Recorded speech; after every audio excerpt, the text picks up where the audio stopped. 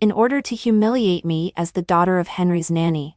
On his birthday, someone read aloud my secret love diary for him in public, laughing at me for being deaf and still having the audacity. Henry stopped this farce with a dark face. Is liking something that should be laughed at? Is hearing impairment something she can decide? Who is always forbearing and restrained, flew into a rage and told everyone to get out. I thought he would, like countless times before, comfort me tenderly and gently that it was okay. But I saw him tear off my hearing aid. I clearly read his lip language. What he said was, "You are so disgusting." At that moment, something collapsed in my heart. Falling in love with Henry is an easy thing, but giving him up is also a decision in this instant.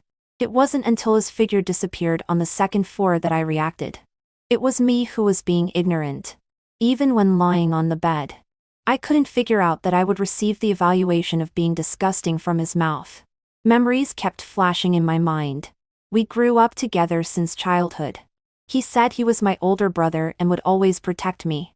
Little things one after another were like a net, intertwining our life trajectories. The him who drove away those who laughed at me for being deaf. The him who stayed by my bedside all night when I was sick. The him who put a hand warmer in my hand in winter. The him who went to school and came home with me regardless of wind and rain. The him who would celebrate every important day with me. At the age of 16, I realized that my feelings for him were not like brother and sister. Not a habit, but love. Because as long as he was close, I could hear my own violent heartbeat. In those throbbing nights, I wrote my feelings into my diary, thinking that no one would ever find out. The last memory was fixed on the day before yesterday when Henry asked me what gift I had prepared for him. I joked that it was just a flower randomly planted in the garden. He said okay. As long as it was from me, he would like it. It turned out that it was all my wishful thinking. I was just the daughter of their nanny. How could I confidently think that he was special to me? Mom came to knock on my door and told me to turn off the light and go to bed early. I looked up from the gap in the curtain. Henry's room was already completely dark. In the past, every time it was his birthday, after the crowd dispersed, he would take me to his study. There were only the two of us. He made a wish. I sang, and then blew out the candles. But today, I didn't wait for his message until I fell asleep. Naturally, I didn't give out the birthday gift that had been prepared long ago. Henry didn't go to school with me the next day. It was the driver uncle who had sent him home and told me. Said he had left early in the morning. After a while, the driver uncle glanced at me who was still in a daze. From now on, for going to school and coming home, the young master will take a car. Don't wait for him. I stood there and thought for a while. Henry should want to put some distance between us. Back at school, everyone's eyes on me were a bit different. As soon as I put down my school bag, those discussions came. Have you seen the forum? A toad wants to eat one meat. Just wants to fly on a branch and become a phoenix.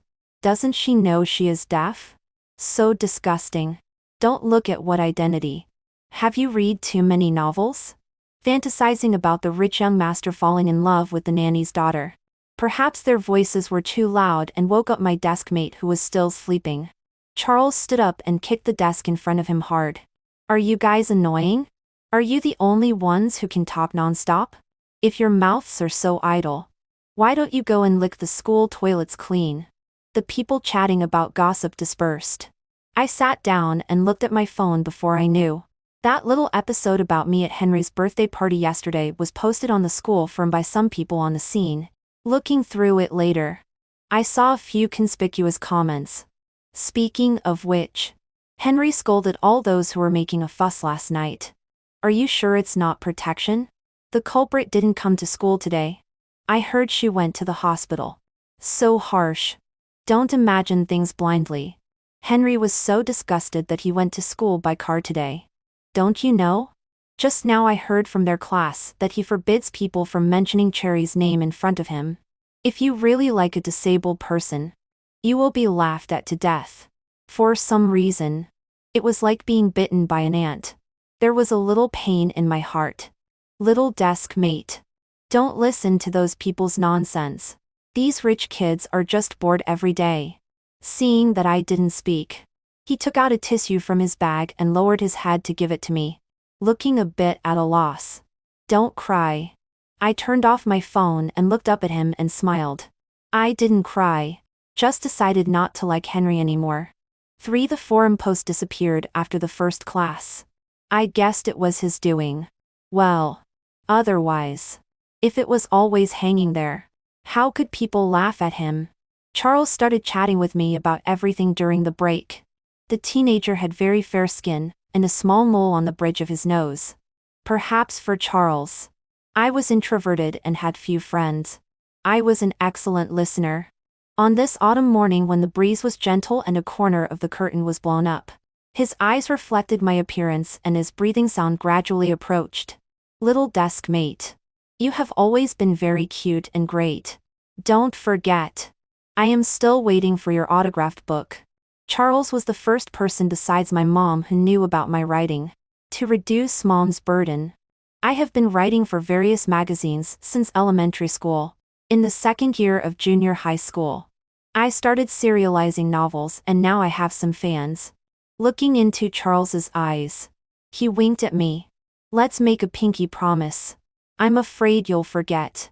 After evening self-study, I met Henry at a door. When we passed by each other, he didn't say a word. Little desk mate. Wait for me. I turned my head. Charles casually slung his school bag over his shoulder. Let's go. Go home together. Henry, who had already walked far ahead, stopped. I didn't react for a moment. Charles raised his eyebrows. Why? Only you are allowed to live there? No. It's just that I haven't encountered this before. He snorted softly. From now on, you will encounter it often. I smiled at him. Okay. Out of the corner of my eye, I saw Henry turn his head at some point, looking at me expressionlessly. Then, a girl called him. He infuriately withdrew his gaze and got into the car with the girl. After returning home, Mom asked me to help deliver a courier to Stella. She went to prepare milk and fruits for Henry. I put down my school bag and took the courier and walked in the direction of the villa. But unexpectedly, I saw Stella and Henry in a corner of the garden. I was about to go forward and say hello. In the next second, Stella's voice reached my ears. What you did yesterday was a bit excessive. Henry's expression was indifferent. We have to give some lessons to stop their mouths. Stella frowned. After a while, she sighed. What do you think of Cherry in your heart? Mom wants to know your thoughts. For an instant, my heartbeat inexplicably accelerated. I clenched my fingers.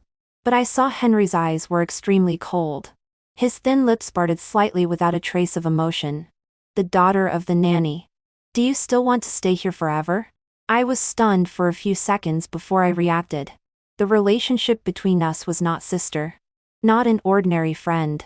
Just the daughter of the nanny. I smiled self-deprecating lie and turned to leave. Henry. Fortunately, I didn't say that I like you. Otherwise, how embarrassing it would be to hear this rejection in person. 5. I started to try my best to avoid contact with Henry. No longer go to his classroom to find him every day. No longer habitually look at whether there is a lit light in his room after typing late at night. No longer appear in front of him. Occasionally when I sensed his gaze, I always looked away first. I would definitely not appear in the same time and space as him. I always have to live my own life. The first one to notice the strangeness was actually Charles. That day he just woke up and poked my arm with his finger. Did you break off relations with Henry? I shook my head. I just completely straightened out my position and returned to where I should be. We have no relationship in the first place. What are we talking about breaking off relations? Visibly, Charles curved his lips. His expression quickly returned. He took out a peach-flavored candy from his bag and put it in my hand. In that case, little desk mate, after you eat my candy, can you help me with tutoring? Charles became famous at a young age. He is absent from school for most of the semester. Now in his senior year of high school preparing for the college entrance examination. He pushed aside the drama invitation, and finally can be seen at school. Every time we met before, he always prepared many small gifts for me and shared many interesting stories with me. Also recently when I was laughed at for being deaf and in trouble, he helped me several times. I had no reason to refuse. When I was explaining the questions, he just looked at me quietly. Sometimes his gaze would stay by my hearing aid for a long time. Then he looked at me with a smile. Damn it. I'm so stupid. Can you explain it again? The days of senior year passed quickly. I heard from Mom that Henry became very busy. Busy getting familiar with his family's business in the company. Busy preparing applications for studying abroad. That was the overseas market newly developed by Daju. Xiao Hui has been very excellent since he was a child. He is a born entrepreneur. Saying going to study abroad is actually going for early training, so that he can take over the family business well. I paused before speaking. That's good. I heard from the Baum that the Zhang family intends to form an alliance. Xiao Hui agreed. I was suddenly stunned. So that's it. No wonder there have been many photos of Henry and the Zhang family's daughter on the school forum recently. Occasionally looking out of the window to the corridor, I would meet them walking together and chatting and laughing. It should be like this. Well matched.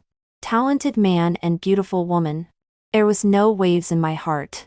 In my phone was a message from Charles. I'm at the back door.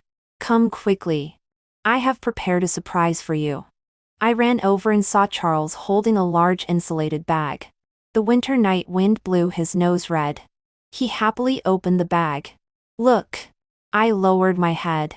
There was an ugly little snowman lying there. In Rongcheng. It basically doesn't snow in winter. I went to have a meal with my dad. There was a lot of snow on the top of the mountain. So everyone started to play. It was very lively and noisy. I thought you would definitely like it. I really liked it. But he could bring this down completely. He must have been very careful along the way. Thank you, Charles. I waited in the ICU day after day. But Mom didn't wake up. In those 2 weeks, the thing I signed the most was the critical illness notice. Numbly writing my name. Numbly staying outside the ward. Waiting for a signal of awakening or a death sentence. Charles was always by my side. Henry was also there. I didn't want to see him. So he silently stayed in other places. Stella comforted me and said that she would find the best doctor for treatment. Everyone said that I had no reason to blame Henry. It was an accident. After crying tiredly, I couldn't say anything anymore. I just thought, why? Why does misfortune always strike the vulnerable? In just a few months, Mom and I could go to Beijing together. I had even found a house there and made a travel guide. I wanted to take her to have a good time. Why not? On the 20th day, Mom finally opened her eyes. In the quiet late night, she was rarely conscious. Usually healthy. She was now pale and had lost a lot of weight due to illness. My tears couldn't stop. Don't cry. Cherry. You listen to me. Xiao Hui is also a child I watched grow up. You are all my children. Saving him is a reaction engraved in my bones subconsciously. She moved her finger. I quickly held it tight and leaned my head towards her. She wiped away my tears. But the corners of her own eyes became moist. Cherry. If Mom leaves, you have to be okay. You know? I shook my head. No. I won't be okay. She rubbed my head. Silly child. You have been Mom's pride since you were little. You are sensible and obedient. Since elementary school. You have used your manuscript fees to buy gifts for Mom. Mom has read what you wrote. It's very good. I believe our Cherry will definitely fly to the height she wants. Her gaze fell on the lonely figure outside the ward. After a while, she sighed. Mom knows everything. Don't blame Mom. Perhaps the Shen family is not a good choice for you. Xiao Hui is burdened with so much. How tired he lives. Mom doesn't want you to be trapped here either. Don't be sad. In my dreams, your dad has been with me all the time. He has waited for me for a long time and has become much older. I made a promise with him to be together forever. Mom is going to fulfill her promise. I was sobbing. But what about me? She held my hand tightly. In the next life, can I still be your mom? I heard that Beijing is very beautiful. But Cherry, I'm sorry. Mom is going to break her promise. Also, don't blame anyone and don't repay kindness with gratitude. Even at the last moment of life, she was still making me not think about having a result with Henry. She was fulfilling the promise between her and Stella. I leaned on her and felt her life slipping away little by little. I know that being able to say so much is all a flash of light before death. In the end, she couldn't speak anymore and wrote in my hand. It was freedom. 12. The Shen family helped arrange Mom's funeral. They bought a very good cemetery and held a grand ceremony. Stella said she wanted to adopt me as her goddaughter and said that if I wanted, I could live in the Shen family forever. I declined her kindness. I know that I can't blame her either. She has never said an embarrassing word in front of me. She is Henry's mom. She also has her considerations and difficulties. I am clumsy with words. Not smooth. Have a hearing impairment. And I am still the daughter of their nanny. Even if I don't label myself as unworthy. But there will always be people who put layer after layer of shackles on me through those past experiences. To remind me that there can be no result between me and Henry. And Henry has completed the procedures for studying abroad. Will you see him off? I remained non-committal. Mom said it wasn't Henry's fault. She just wanted to protect him. The perpetrator said they never expected the brakes to fail and hit someone. Yes. No one is wrong. But why do I have no mom? That day, Charles found me in the cemetery. The sky was getting late. The breeze in early summer was neither impatient nor impetuous. He was wearing a black shirt with a small white flower on his sleeve. He put my mom's favorite baby's breath in front of her tombstone. I looked up at him. My teary eyes gradually became blurred. He walked up to me, wiped away my tears, and reached out to hug me. Don't worry. There is only me here. Cry. Crying will make you feel better. Didn't they say that temple is very spiritual? I tightly held onto the corner of his clothes. Tears burst out. But Charles, how did I become an orphan? After a long time, I heard Charles' hoarse and slightly choked voice. Mom will become a star and watch you from the sky. So you must live well for her to see. Until the night was thick. He continued. Don't be afraid. Little desk mate. I am here. I will wait for you in Beijing. 13. I didn't go to Beijing. I didn't perform well in the college entrance examination that year.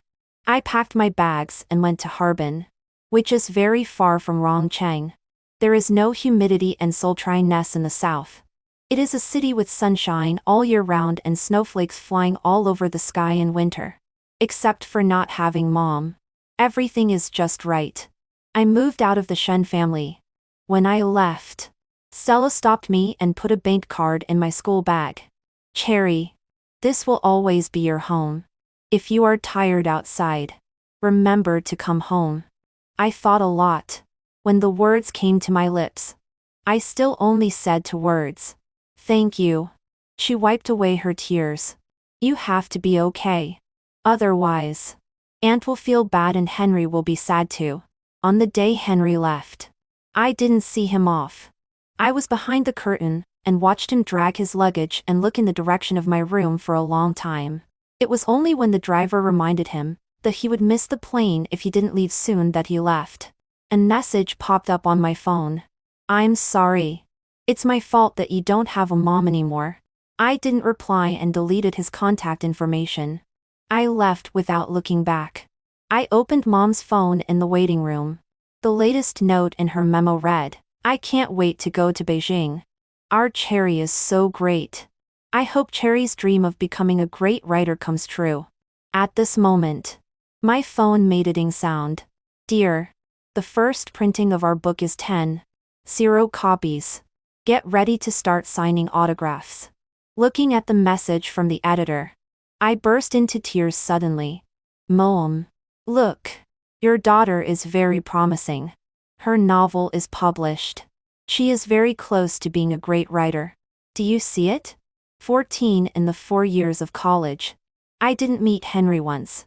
Perhaps not contacting each other anymore is the best ending between us.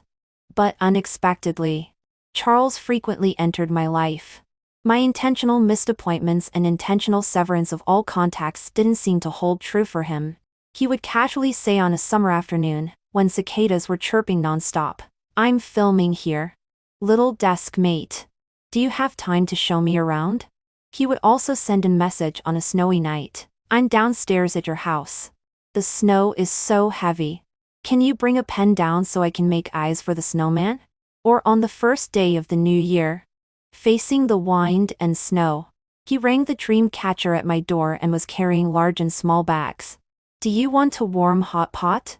At that time, from becoming famous at a young age to gradually establishing a firm foothold in the entertainment industry, he had many fans and was an idol worshipped by others.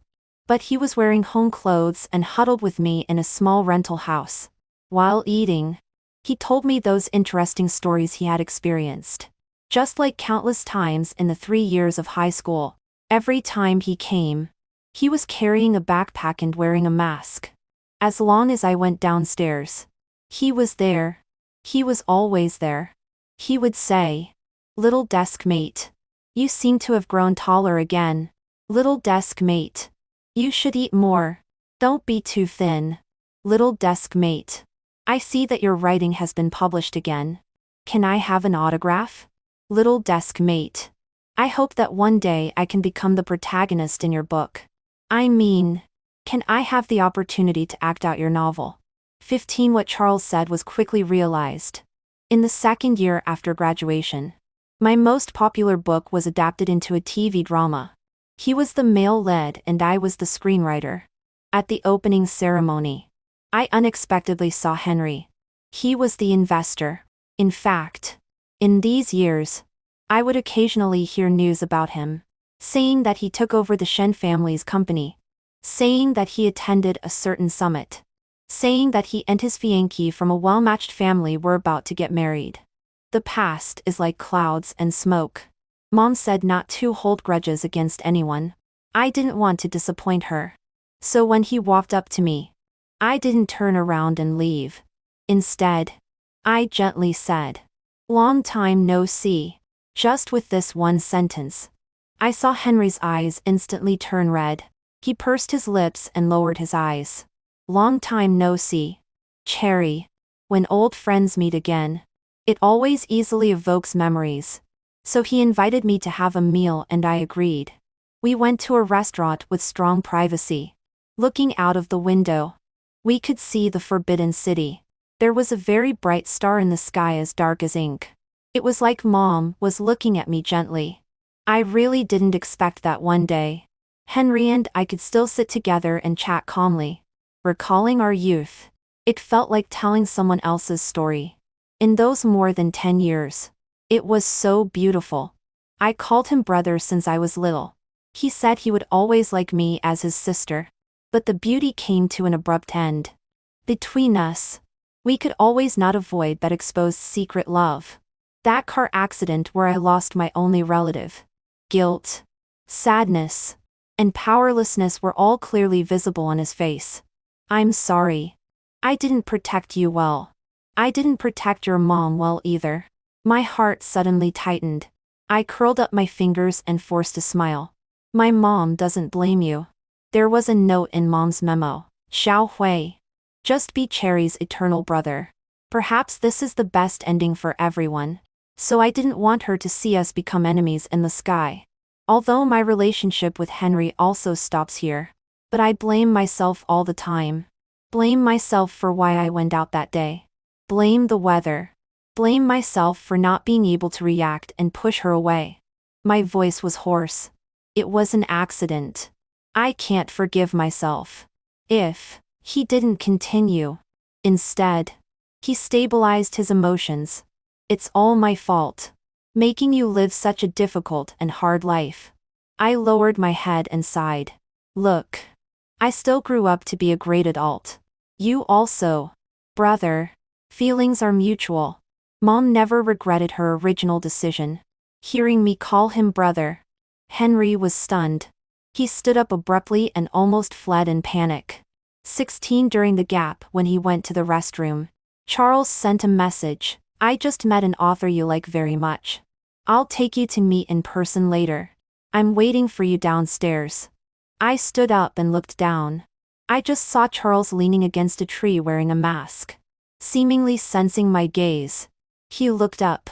Although I couldn't see all his expressions clearly, I could feel the unstoppable happiness in his eyes. He waved at me and pointed at his phone. I lowered my head and my phone vibrated. Don't look at me anymore. Concentrate on eating. Got it. When I withdrew my gaze, I caught a glimpse of something falling under Henry's seat. It seemed to be a medicine bottle. I bent down to pick it up. When I saw the efficacy column, I was stunned. Applicable for controlling schizophrenia and anti-hallucination delusion and other symptoms. According to mobile phone search, it was a medicine for treating depression. Henry's footsteps came from behind. He took the medicine in his hand in a panic. His eyes and brows were panicked. It's not mine. I paused and looked at him. Henry. Are you sick? He was silent. I walked up to him. How long have you been sick? As he spoke, his hands trembled slightly. He avoided my gaze and painfully tugged at the corner of his mouth. For 5 years. I guess. 5 years? That means in the first year when he went abroad. He got sick. Why? He lowered his eyes and his gaze fell on the medicine bottle. In fact, I tried for 5 years. I wanted to wait until I was completely cured before coming to see you. Whether it was just to say long time no see or, how are you recently? As long as I could hear your voice. Then I would go back to my world, and you would go back to yours. Unexpectedly, I still messed it up. At that moment, I thought of what Mom said. He is burdened with so many things. How tired he is. He was always shining and excellent. Among the rich second generations, he could stand at the top. He was the one on whom the Shen family placed all their hopes and wanted to bring the family to another prosperous successor. In my impression, it seemed that there was never anything he couldn't handle. But unexpectedly, one day, even someone as strong as him would become so fragile. I looked into his eyes. Can you tell me why you got sick? 17 Henry's perspective. Why did he get sick? Henry didn't know either. Perhaps the string was too tight. From the day he was born, his life was already written. He had no choice and walked the path laid out by his parents like a tool. The pride of heaven in the eyes of others would never make mistakes. The person at the top of the pyramid had a life and power that others couldn't even imagine in a lifetime. But wasn't it also a deeper shackle? He always demanded to be number one because no one would remember the second. He was completely in control in every aspect. But only in matters of feelings could he not take the initiative. Cherry's diary recorded many little things between them. There was not a single sentence of, I like you. But he knew that love was hidden between the lines. His heartbeat stopped in that autumn. He knew what had happened. Because earlier, his mom had already come to see him. She saw his thoughts. Of course. She didn't say a bad word about Cherry. She just told him what his life path was like. He understood his mom's implication. He hid his love deeper and still accompanied her by her side like an older brother. 2 years later, an accident happened. He saw Cherry being looked at and scrutinized like a clown in the crowd and got angry. He had protected the person behind him since he was a child. He wouldn't allow others to talk about her like that. That was the first time he lost control in his life of following the rules. Love makes people timid. They are all the same. So even that sentence, I like you very much too. He had to take off her hearing aid before he dared to respond. Because he clearly knew the gap between them. Even though Cherry had always been excellent and good. But on the other hand was the burden of the family, and the expectations of his parents. He knew that he had no choice from the moment he was born. He would grow up step by step. Then, in order to achieve maximum benefits, there would be a marriage partner from a well-matched family to complete the reorganization of assets. Couldn't he see Cherry's love? Of course he could. Because he liked her just as much. He knew he couldn't completely break away from his family. He didn't want to imprison Cherry's life within a small space either. Let her endure countless criticisms and cold looks. Let her change for him. He knew that Cherry was willing for him. But he wasn't willing. Such a life without freedom. He could face it alone. A butterfly should fly to a broader world. So, he pushed her away. So, when his mom asked about their relationship, he saw Cherry's skirt corner, and said that cruel sentence. The daughter of the nanny. Do you still want to stay here forever? Seeing Cherry's figure disappearing feebly around the corner, Henry mopped himself in his heart. What's good about staying here? Cherry. Fly freely and boldly. Don't look back. He couldn't give her any promises. So it was better to destroy all her thoughts by himself. After seeing the unconditional preference and acceptance for her in Charles' eyes, he also thought about whether to resist. But God didn't give him a chance. Cherry's mom left because of saving him. He knew that they had no future. Fight for it? Grab it?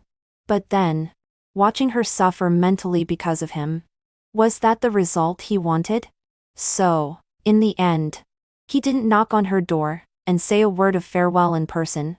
For years of college, missing was like a flood of beasts, swallowing him up. On every festival, every time memories were evoked, Henry would take a plane for dozens of hours and come to that ice and snow city. Watching her get closer and closer to another man, watching the happy smile gradually appear on her face. He knew that his Cherry was great. Many people liked what she wrote. She published book after book. He was often in the car downstairs, watching the light in her house go out, and then turned and left. Cigarette butts were left all over the place. He also knew that he seemed to be sick. He always fantasized that the girl could still be quietly by his side as before. For a period of time, every time he closed his eyes, all that appeared were the memories of their youth. They had 15 years when their life trajectories completely overlapped. As soon as he lowered his head, she was always there. Until he couldn't tell whether it was reality or a dream. He started seeing a psychologist and taking medicine. The doctor suggested that he could try to establish contact with her. Maybe it wouldn't tie his knot. He gave a bleak smile. He was a coward. Even though he knew he had no place in her heart anymore, he still didn't dare to face it. Moreover, watching her be better with others was even more cruel. Wasn't it? He told the doctor that it was okay. It would be okay. Everything would be okay. As long as he worked hard and tried to forget. One day he would put it down and stand in front of her again like a normal person and say, "Long time no see." When he really saw her, his heart trembled uncontrollably. Just that word brother made his heart ache. He was almost defeated. Slowly calming down his emotions in the bathroom and slowly accepting this fact. He thought, perhaps this was the best ending for him and Cherry. Brother. Just be a brother. In this way, he could always watch her from this appropriate position. As long as he didn't possess, he would never lose. Right? He hated his timidity. Was it uncomfortable? Was it powerless? Was there regret? Yes. But regret. Isn't it the normal state of life? 18 I listened quietly to his story. High work pressure. High expectations from parents. Difficulties in developing overseas markets. Dissatisfaction from the elders who had just taken power. And difficulties in reforming again. Just a few words. That was Henry's response. As I grew up, I knew that it was not easy for him to have today's career status. Behind the pride of heaven, wasn't it also extraordinary efforts different from ordinary people? Sophisticated at a young age. Restrained in emotions. Forbearing and restrained. This was how people evaluated Henry in his teens. Behind the wealthy family, every step was unimaginably difficult. Money can't be earned endlessly. You should pay more attention to your body. After all, he was the person my mom saved with her life. I hoped he was healthy. Well, I will. Henry nodded. His peripheral vision fell on Charles' figure downstairs. Is he waiting for you? Yes. I made an appointment to chat with a great author I like. That's good. Do you need me to ask my driver to take you? I shook my head. No need. You go back and have a good sleep. Okay. He smiled gently. Then took out a box from behind. A gift. Don't rush to refuse. It's not something expensive. Just take it as a souvenir. I took it. He breathed a sigh of relief. Slowly curved his lips. His eyes showed no emotion. It was like saying goodbye to an old friend. Then I'll go. Goodbye. Cherry. 19. I chatted with the author I liked until midnight. After having a few drinks, I was in an excited state. I hummed a melody softly and walked in the alley filled with moonlight. It was so quiet that only the footsteps of me and Charles could be heard. I turned my head. He was stepping on my shadow. Looking at each other. He raised a smile. Do you know what I thought of? I thought of the butterfly specimen I gave you on your birthday that year. Look. Aren't you now flying step by step along the path you want? At that moment, heaven and earth became gentle. In the dark summer when I was 18. In those years on the snowy nights in Harbin. Countless days spent accompanied by words written with fingertips. But unexpectedly, after going around in a circle, I still came to Beijing. Somehow, my eyes slowly became red. Charles. I was really happy just now. I seemed to be getting closer and closer to the dream of my youth.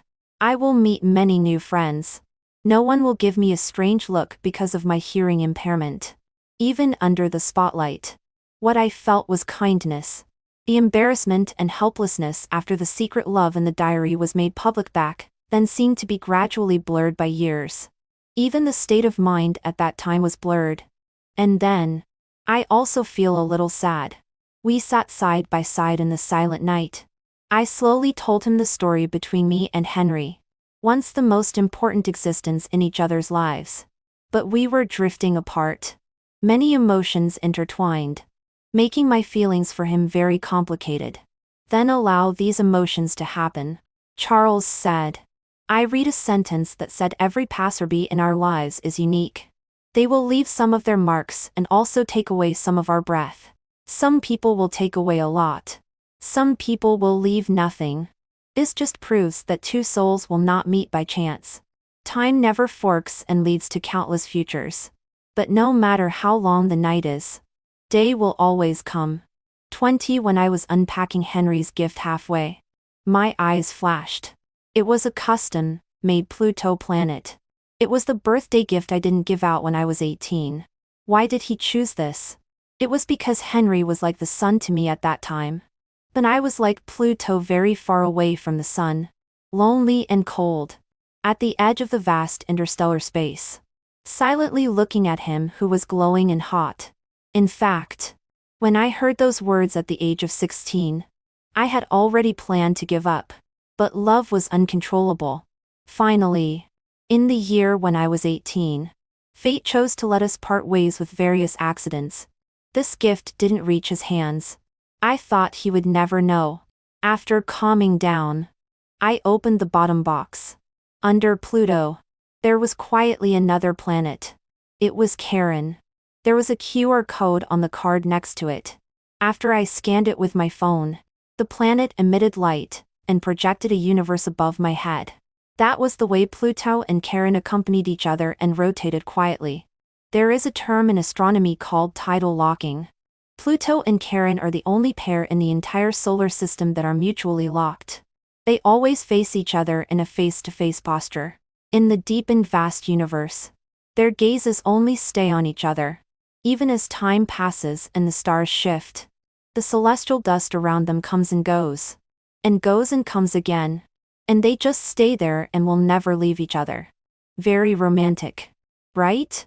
But being together forever, yet never being able to get close. Not even by a tiny bit of distance. There was a slight warmth in my heart. Only later did I realize that I had misinterpreted Henry's lip language when I was 18. The sentence he said was not, "You are so disgusting." Instead, it was, "I like you very much." 21. I went to see Mom at the cemetery. Every year I would take a few days to accompany her specifically, chat with her and tell her about my own things. I saw Henry. As you wished. I didn't blame him. I had a good chat with him. It seems that I gradually understand that hatred can't solve any problems, and can't bring you back to life. I am starting to let go. Mom. Many people like my novels. They have even been made into TV dramas. Isn't it amazing? These years, I have been living well. How about you? Are you happy with Dad? If you are happy, can you tell me? Please? Just at this moment, the breeze lifted the hem of my clothes and gently stroked my cheek. It was like Mom's answer. I sniffed. Okay.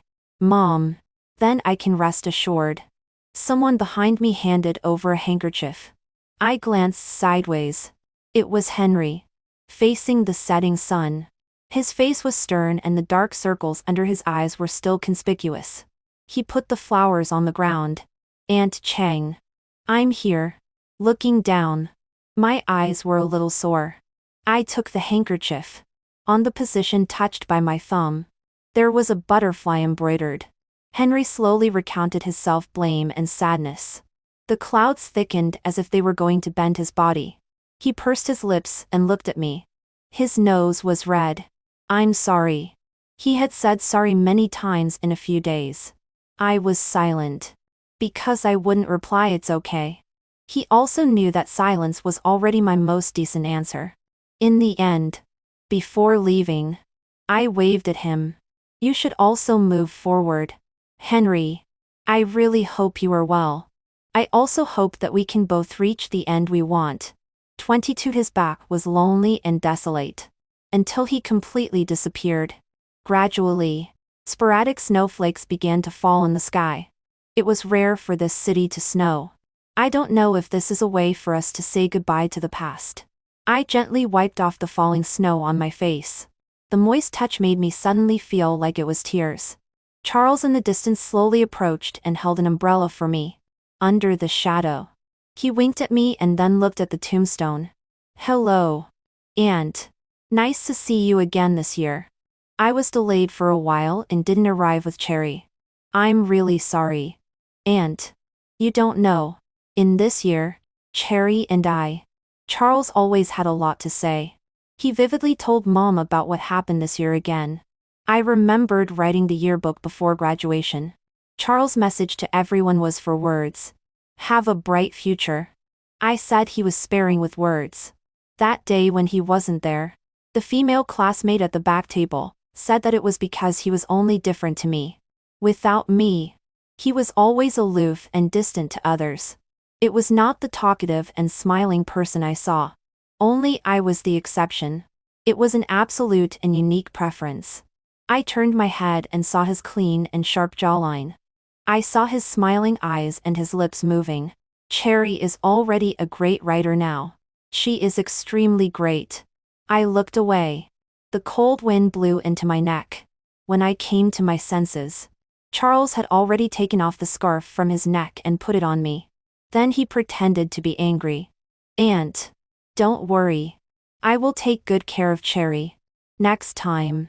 Don't let her come to see you wearing so little again. I couldn't help laughing. I left the handkerchief Henry gave me at the cemetery. The first snow came quickly and left quickly.